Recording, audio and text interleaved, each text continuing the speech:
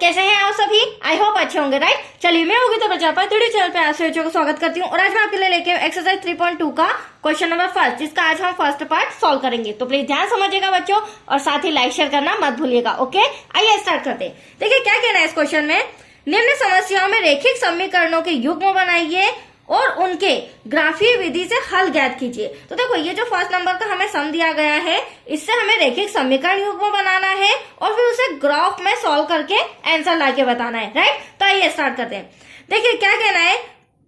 कक्षा 10th के 10 विद्यार्थियों ने एक गणित की पहली प्रतियोगिता में भाग लिया। ठीक है, 10th के 10 स्टूडेंट हैं, उन्होंने पहली कंपटीशन में भाग लिया है। यदि लड़कियों की संख्या लड़कों की संख्या से 4 अधिक हो तो प्रतियोगिता में भाग लिए लड़कों एवं लड़कियों की संख्या ज्ञात कीजिए। तो क्वेश्चन क्या बन रहा है यहाँ पर, हमें लड़कों की भी संख्या बताना है और लड़कियों की भी संख्या बताना है। तो जो क्वेश्चन है बच्चों उसी को हम मान लेंगे। माना कि लड़कों की संख्या x और लड़कियों की संख्या y है। माना कि लड़कों की संख्या बराबर x मान लेते हैं, राइट, एवं लड़कियों की संख्या को हम y मान लेते हैं और टोटल स्टूडेंट विद्यार्थियों की संख्या कितनी है 10। तो कुल विद्यार्थी भी हम लिख लेते हैं, कुल विद्यार्थी है इक्वल्स टू 10। यहां तक कोई डाउट बच्चों? ये हमें इंफॉर्मेशन दी गई थी, राइट। अब देखिए पहली इक्वेशन तो हमारी इजीली बन रही है। कैसे? x और प्लस वाई इक्वल्स टू 10। क्यों? क्योंकि लड़के और लड़कियों की संख्या को हमने मान लिया है x और टोटल संख्या है 10। तो यहाँ हम लिख सकते हैं x plus Y equals to 10। ये तो आ गई हमारी फर्स्ट इक्वेशन। अब देखिए सम में ध्यान से समझिएगा। अब हम सेकेंड इक्वेशन बनाने जा रहे हैं। यदि लड़कियों की संख्या, तो ये रही लड़कियों की संख्या जिसे मैं यहाँ लिख लेती हूँ। यदि लड़कियों की संख्या लड़कों की संख्या से, तो ये रही लड़कों की संख्या, लड़कों की संख्या से 4 अधिक है। तो लड़कों की संख्या में हमें 4 अधिक, मतलब अधिक है तो प्लस का साइन लगाना होगा, राइट। इसके थ्रू आएगी हमारी इक्वेशन नंबर सेकेंड, राइट। अब हम क्या करेंगे बच्चों? Very simple, x plus Y तो हम वहीं रहने देते हैं, राइट। तो ये रहा x प्लस वाई। अब सॉरी x प्लस 4, y नहीं, राइट, x प्लस 4। अब ये प्लस का y बराबर के इधर आके किसका हो जाएगा? माइनस का, और इक्वल टू में हम 0 लगा देंगे। अभी भी हमारी इक्वेशन नहीं आई है। अब हम क्या करेंगे? x वहीं रहेगा, माइनस y वहीं रहेगा, बट ये जो प्लस का 4 है बराबर के उधर जाके काय का हो जाएगा? माइनस का। अब आई हमारी इक्वेशन नंबर सेकेंड। आप देख सकते हैं दोनों इक्वेशन मैंने ले आया और हमें क्या कहा गया था? रेखिक समीकरण युग्म बनाइए और फिर उनके हल ग्राफीय विधि से कीजिए। तो चलिए अब हम ग्राफीय विधि से हल करेंगे। तो हमें इक्वेशन फर्स्ट और इक्वेशन सेकेंड के क्या बनाने होंगे? अलग अलग दो मान निकालने होंगे, x का भी मान और y का भी मान। तो आइए यहाँ पर हम सॉल्व करते हैं। यहाँ लिखेंगे समीकरण 1 से और यहाँ आ जाएगा समीकरण 2 से। क्योंकि जब तक दो वैल्यू x और y की नहीं आएगी तब तक हम ग्राफ नहीं सॉल्व कर पाएंगे, राइट बच्चों। तो समीकरण 1 है हमारा x plus Y equals to 10। Then समीकरण 2 है हमारा x minus Y equals to minus का 4। अभी मैंने आपके सामने लाया। अब देखिए यहाँ करना क्या होगा, हमें x बराबर हम मान लेते हैं, चाहे तो आप y भी मान सकते हैं, y का मान भी निकाल सकते हैं। अब देखिए यहाँ x बराबर हम कोई संख्या मान लीजिए, अगर मैं 5 लेती हूँ तो 5 उधर जाके क्या हो जाएगा? 10 में से माइनस होगा तो y का मान भी क्या आ जाएगा? 5। तो फर्स्टली तो हम x बराबर क्या ले लेते हैं? 5। हाँ, ऐसी संख्या लेना जो 10 से छोटी हो। अगर बड़ी लेंगे तो फिर वो माइनस में आएगा। अब ऐसे कर भी सकते हैं अगर आपको कोई दिक्कत ना हो, बट कोशिश करो कि प्लस में आए, राइट। चलिए अब हम क्या करेंगे? x के प्लेस पर 5 लिख दिया, प्लस का y इक्वल्स टू 10। y ऐसा का ऐसा, 10 ऐसा का ऐसा, प्लस का 5 इधर आके माइनस का y इक्वल्स टू 5।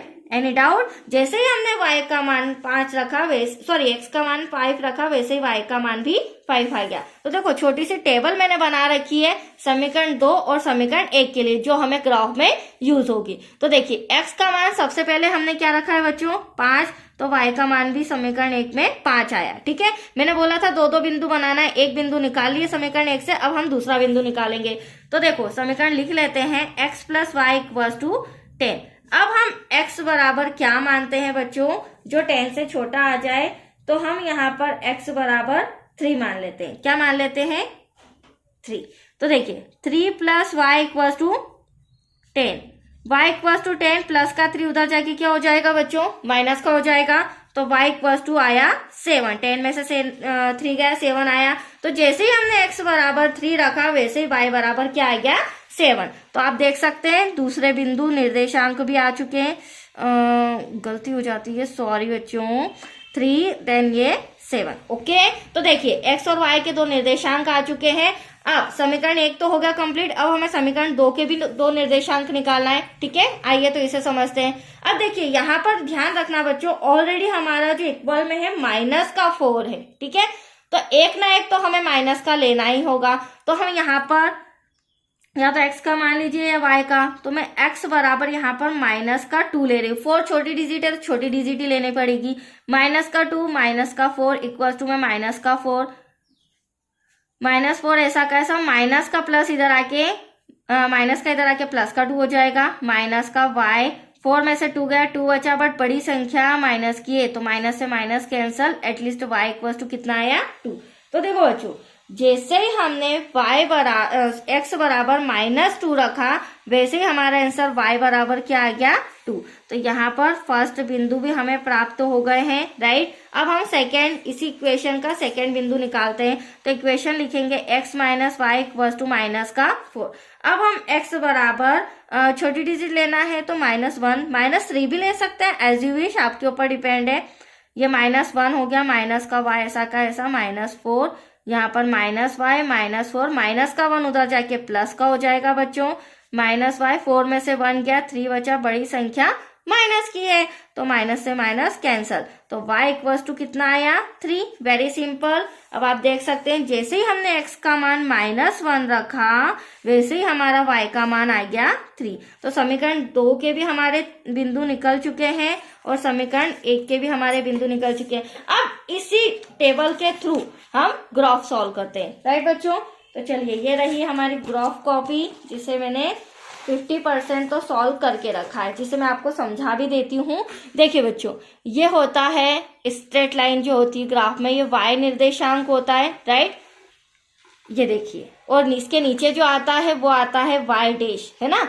0 के ऊपर वाला जो y होता है प्लस का होता है और 0 के नीचे वाला आप देख सकते हैं माइनस में लिख रखा है।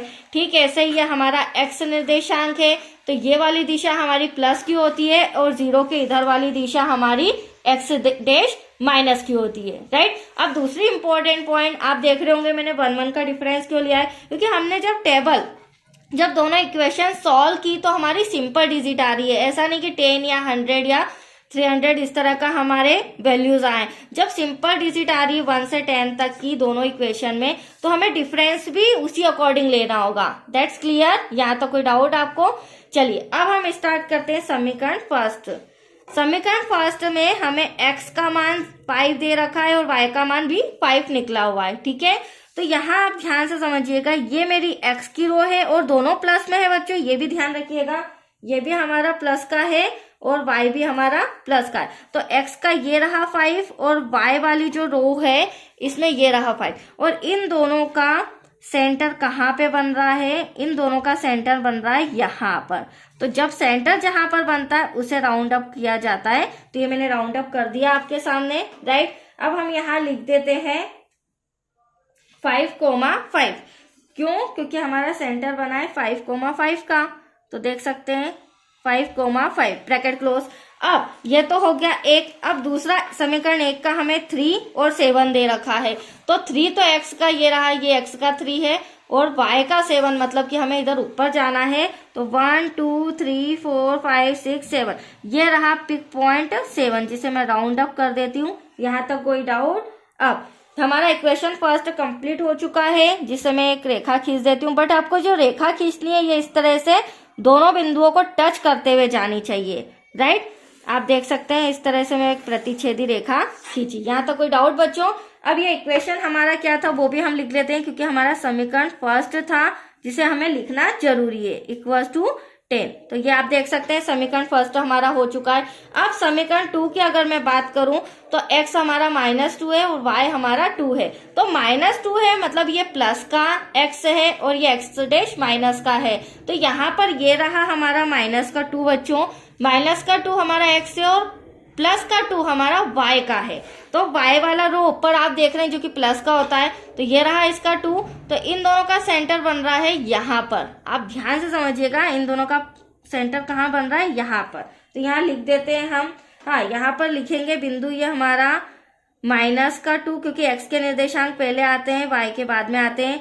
और यहाँ पर भी हमने लिखना भूल गए, यहाँ पर हम लिख लेते हैं 3,7, क्योंकि 3 हमारा x निर्देशांक है और y हमारा 7 निर्देशांक है, राइट। अब आप देख सकते हैं ये एक बिंदु तो हमने बना लिया। अब समीकरण 2 में अब हमें -1, वो भी x निर्देशांक का दे रखा है, तो आप देख सकते हैं ये रहा हमारा x निर्देशांक माइनस वाला, प्लस वाला तो ये रहा, तो ये माइनस का यहाँ पर 1 और हमें y का 3 दे रखा है, तो इसी सेंटर में हमें 1 2 3, क्योंकि y प्लस का है तो इन दोनों का हम सेंटर बन रहा है बच्चों यहाँ पर, जो कि मैंने डॉट लगा दिया है। कोई डाउट? चलिए अब इसे भी मिला देते हैं। अब देखिए मिलाना किस तरह से है, ध्यान से दोनों बिंदुओं को साथ में लेते हुए। अब ये जब हम दोनों बिंदु मिलाएंगे बच्चों, तो ये तीसरा बिंदु ऑटोमेटिक इनसे मिलता हुआ जाएगा। तो इस तरह से ये मुझे रेखा खींचनी होगी। मैं आपको बताती हूँ ग्राफ के थ्रू आंसर लाना, किस तरह से हमारा आंसर आएगा, राइट। अब ये हो गई हमारी इक्वेशन नंबर 2। यहाँ पर हम बिंदु लिख देते हैं, ये बिंदु है हमारा -1 बच्चों, और कोमा +3 जो कि y का है ना। अब हम क्या करेंगे, अब ध्यान से समझिएगा, इक्वेशन अब हमारी कहाँ लिख देते हैं, यहाँ लिख देते हैं सेकंड इक्वेशन। तो सेकंड इक्वेशन हमें दी गई थी x - y -4। चलिए ये तो कंप्लीट हो गया।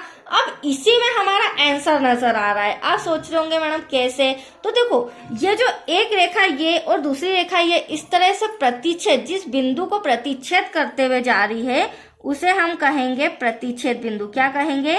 प्रतिच्छेद बिंदु। और यही प्रतिच्छेद बिंदु हमारा आंसर है। देखिए कैसे, आपको मैं डैश करके बताती हूँ।